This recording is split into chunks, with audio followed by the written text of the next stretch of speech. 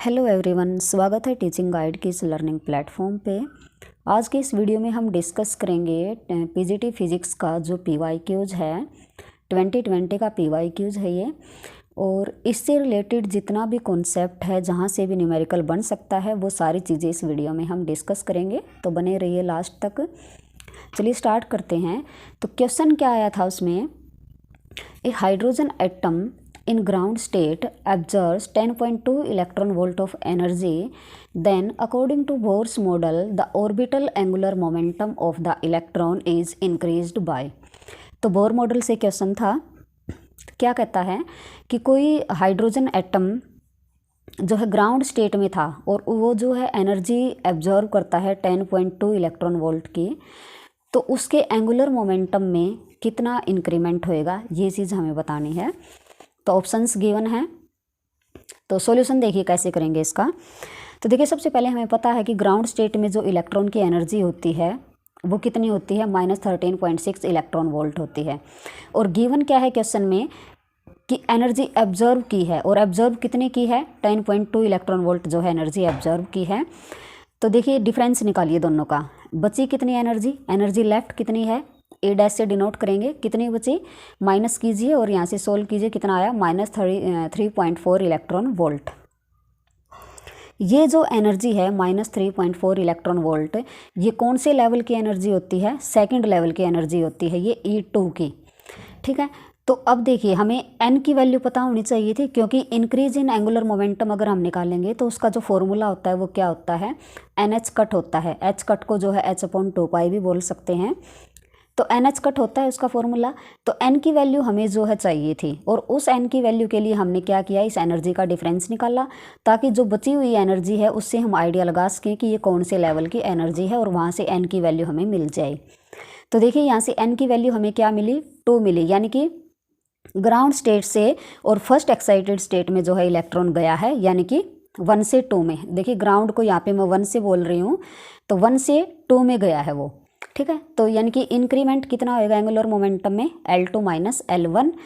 और L2 - L1 कैसे निकालेंगे, n की जगह पे 2 आ जाएगा, पहले वाले में 2 और दूसरे वाले में 1, तो यानी कि 2h cut minus h cut, कितना आ जाएगा आंसर, h कट। और h कट की जो न्यूमेरिकल वैल्यू होती है वो कितनी होती है, 1.05 × 10⁻34 जूल सेकेंड। तो ये क्वेश्चन था हमारा। वैसे तो बहुत ही ईजी क्वेश्चन था, अगर हमें एनर्जी लेवल्स के बारे में जो है पूरी नॉलेज है, और एनर्जी जो है हमें याद है, ग्राउंड स्टेट की कितनी है, फर्स्ट एक्साइटेड की कितनी है, सेकंड की कितनी है, तो ये चीज़ें अभी हम डिस्कस करेंगे। इसका कॉन्सेप्ट जो है, देखिए ये 2020 में आया था ये क्वेश्चन। आगे जो है अब की बार कहाँ कहाँ से क्वेश्चन बन सकता है जो है, वो कॉन्सेप्ट अब हम डिस्कस करेंगे। तो देखिए सबसे पहले बिल्कुल फटाफट से डिस्कस करेंगे, टाइम वेस्ट बिल्कुल नहीं करेंगे। तो बोर मॉडल जो है 3 पोस्टुलेट्स में जो है दिया गया था बोर मॉडल। फर्स्ट जो पोस्टुलेट है वो क्या है कि इलेक्ट्रॉन रिवॉल्व करता है continuously around positively charge nucleus without radiating energy in the orbits. क्या कहता है पहला पोस्टुलेट, कि जो इलेक्ट्रॉन है वो न्यूक्लियस के चारों तरफ जो है लगातार कंटिन्यूअसली जो है रिवॉल्व करता रहता है, और वो कोई भी एनर्जी रेडिएट नहीं करता, यानी कि वो एनर्जी लॉस नहीं करता।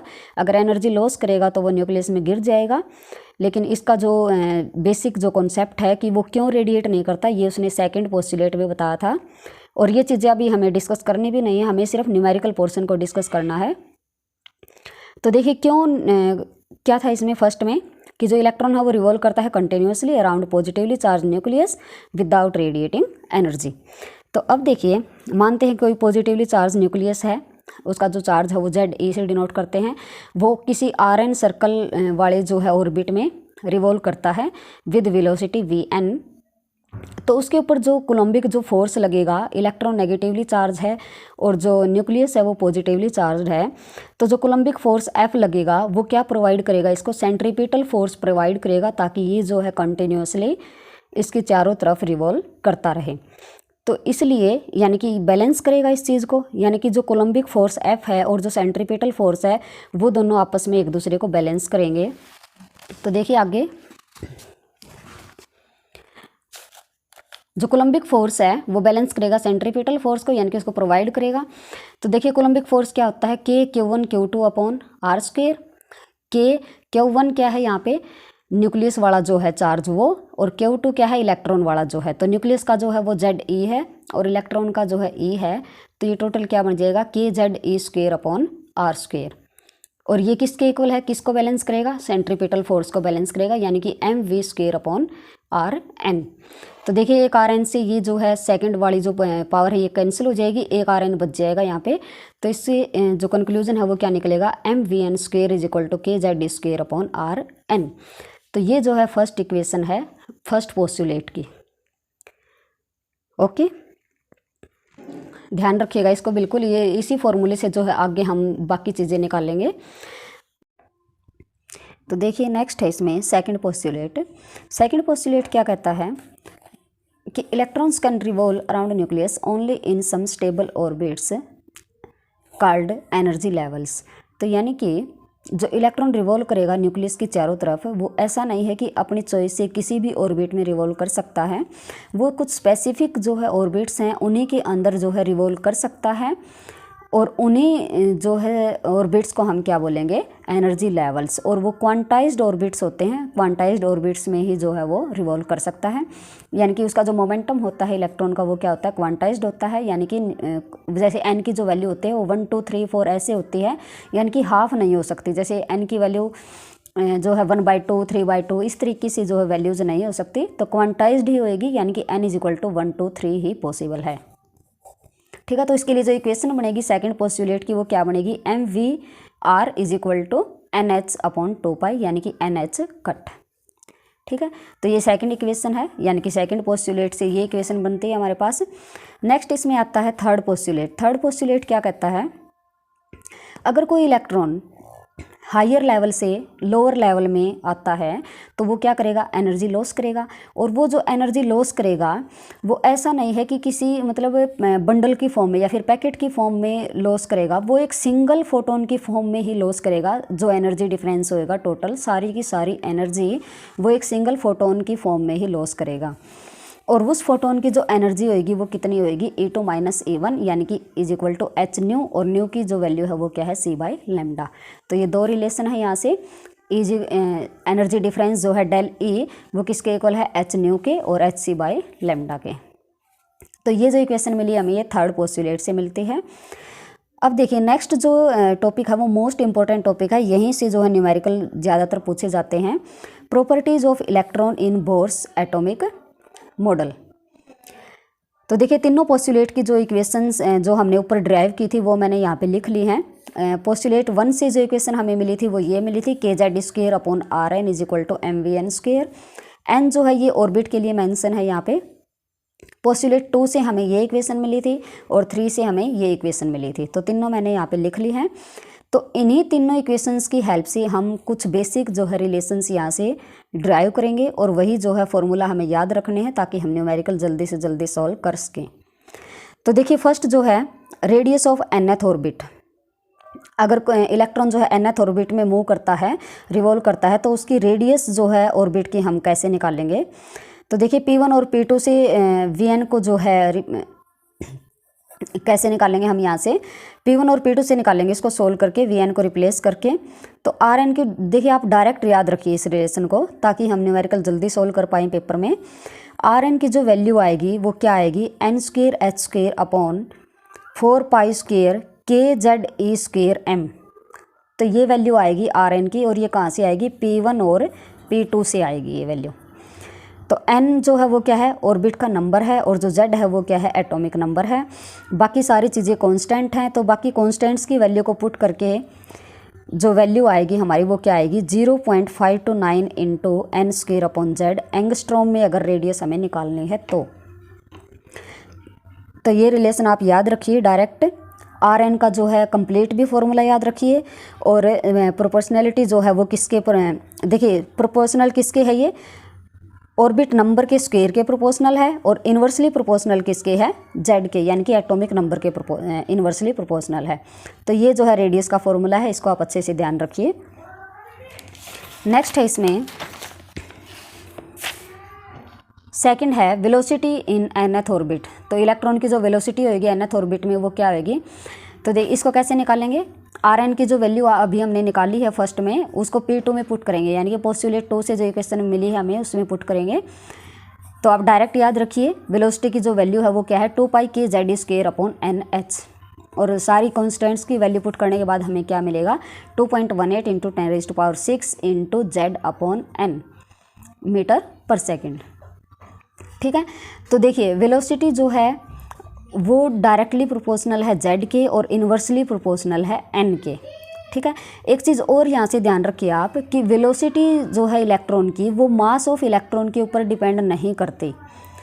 जो रेडियस थी वो मास के ऊपर डिपेंड करती थी, इन्वर्सली प्रोपोर्शनल थी वो, लेकिन जो वेलोसिटी है वो मास के ऑफ इलेक्ट्रॉन के ऊपर डिपेंड नहीं करती। डायरेक्ट जो है कई बार यहाँ से क्वेश्चन बन सकता है कि मास के ऊपर जो डिपेंडेंसी है वो है या नहीं है, तो ये चीज़ें आप बिल्कुल ध्यान रखिएगा कि किस किस के प्रोपोर्शनल है और किसके ऊपर डिपेंड नहीं करती। नेक्स्ट आता है time period in nth orbit. तो टाइम पीरियड जो होता है वो फ्रीक्वेंसी का उल्टा होता है, इन्वर्स होता है। यहाँ से ना डायरेक्ट कंप्लीट फॉर्मूले याद रखने की कोई ज़रूरत नहीं है, प्रोपोर्शनलिटी याद रखिए बस। तो जो टाइम पीरियड है वो प्रोपोर्शनल होता है n³/z² के। ठीक है, ये चीज़ ध्यान रखिए आप। n क्या है, ऑर्बिट नंबर है, और z क्या है, एटॉमिक नंबर है। नेक्स्ट आता है एंगुलर वेलोसिटी इन nth ऑर्बिट। एंगुलर वेलोसिटी जो होती है वो सिंपल वेलोसिटी अपॉन रेडियस होती है। तो ये किसके प्रोपोर्शनल आ जाएगी, Z²/n³ रेडियन पर सेकेंड। नेक्स्ट है frequency of electron in nth orbit. तो फ्रीक्वेंसी क्या होती है, ओमेगा = 2πf होता है ना, तो वहाँ से f की वैल्यू निकालेंगे हम ओमेगा/2π। तो ये किसके प्रोपोर्शनल है, Z²/n³ के। तो सेम ही रिलेशन रहेगा क्योंकि 2π जो है वो कांस्टेंट है। नेक्स्ट आता है energy of electron in nth orbit. ये मोस्ट इंपॉर्टेंट है। देखिए एनर्जी जो होती है वो काइनेटिक प्लस पोटेंशियल होती है। तो काइनेटिक जो है ½ mv² होती है ना, तो v की जो वैल्यू वगैरह है उसको पुट करके यहाँ से आप डायरेक्ट जो रिलेशन है वो याद रखिए, 2π² k² z² e⁴m/n²h²। ये वैल्यू याद रखनी है आपको, बिल्कुल याद रखिए, क्योंकि डिपेंडेंसी पूछ सकते हैं कई बार। अगर हम सिर्फ ये रिलेशन याद रखेंगे तो इसमें हमें डिपेंडेंसी सिर्फ z से और n से पता चलेगी, लेकिन ये नहीं पता चलेगी कि इलेक्ट्रॉन की कौन सी पावर के ऊपर डिपेंड करता है ये। तो कंप्लीट फॉर्मूला ही याद रखिए आप। तो कई बार पूछ लेते हैं कि चार्ज ऑफ इलेक्ट्रॉन के ऊपर जो है कैसे डिपेंड करता है, तो e⁴ पे जो है डिपेंड करता है। तो ये चीज़ें याद रखिए। तो बाकी सारे कॉन्स्टेंट्स की जो वैल्यू है वो पुट करेंगे तो क्या आ जाएगा, -13.6 × Z²/n² इलेक्ट्रॉन वोल्ट। n जो है क्या है, ऑर्बिट नंबर है, और z क्या है, एटॉमिक नंबर है। तो हाइड्रोजन के लिए तो एटॉमिक नंबर 1 रहेगा। वैसे बोर मॉडल जो है वो हाइड्रोजन या फिर हाइड्रोजन लाइक एटम्स के लिए, जैसे हीलियम प्लस के लिए वैलिड है, इस तरीके से लिथियम 2+ के लिए वैलिड है। ठीक है, तो एनर्जी लेवल्स। अब देखिए जो क्वेश्चन था हमारा वो यहाँ से हम इजीली सोल्व कर सकते थे अगर हमें ये चीज़ें याद होती तो देखिए यहाँ पे ना n की जगह पे 1 2 3 4 इस तरीके से वैल्यू को पुट करके हम E1 E2 E3 ये सारी वैल्यूज जो है कैलकुलेट कर सकते हैं। तो E1 की जो वैल्यू आएगी वो क्या आ जाएगी, डायरेक्ट n की जगह पे 1 पुट करेंगे, क्या आ जाएगी, -13.6 Z² इलेक्ट्रॉन वोल्ट। E2 की क्या आ जाएगी, -3.4। E3 की क्या आ जाएगी, -1.5। E4 की क्या आ जाएगी, 0.85। और E5 की क्या आ जाएगी, 0.54। तो देखिए डिफरेंस देखिए, फर्स्ट का पहली दो का जो डिफरेंस है वो क्या है, 10.2। नेक्स्ट का जो है 1.89, नेक्स्ट जो है 0.66 और नेक्स्ट है 0.31 इलेक्ट्रॉन वोल्ट। तो एक चीज़ यहाँ से नोट की हमने कि पहले वाले जो गैप हैं वो ज़्यादा हैं और उसके बाद जो गैप है वो बहुत ही कम है। तो यानी कि जो एनर्जी लेवल्स हैं वो ग्राउंड पहले जो है बिल्कुल दूर दूर हैं और उसके बाद जो है वो नज़दीक जो है आना स्टार्ट हो जाते हैं। यानी कि जो एनर्जी का डिफरेंस है वो ऊपर वाले एक्साइटेड जो लेवल्स हैं उनमें कम है और नीचे जो है यानी कि लोअर जो लेवल्स हैं, स्टेबल जो लेवल्स हैं उनमें कम है, ज़्यादा है, सॉरी। ठीक है, तो ये चीज़ें आप ध्यान रखिए। यहाँ से अगर ये चीज़ें आपको याद रहती हैं तो बहुत ही क्विकली जो है आप क्वेश्चन अटैम्प्ट कर सकते हैं। तो आई थिंक आपको समझ आ गया होगा। तो आज की वीडियो में बस इतना ही, बाकी चीज़ें कल डिस्कस करेंगे नेक्स्ट जो है क्वेश्चन के साथ और उसके कॉन्सेप्ट के साथ। तो थैंक यू।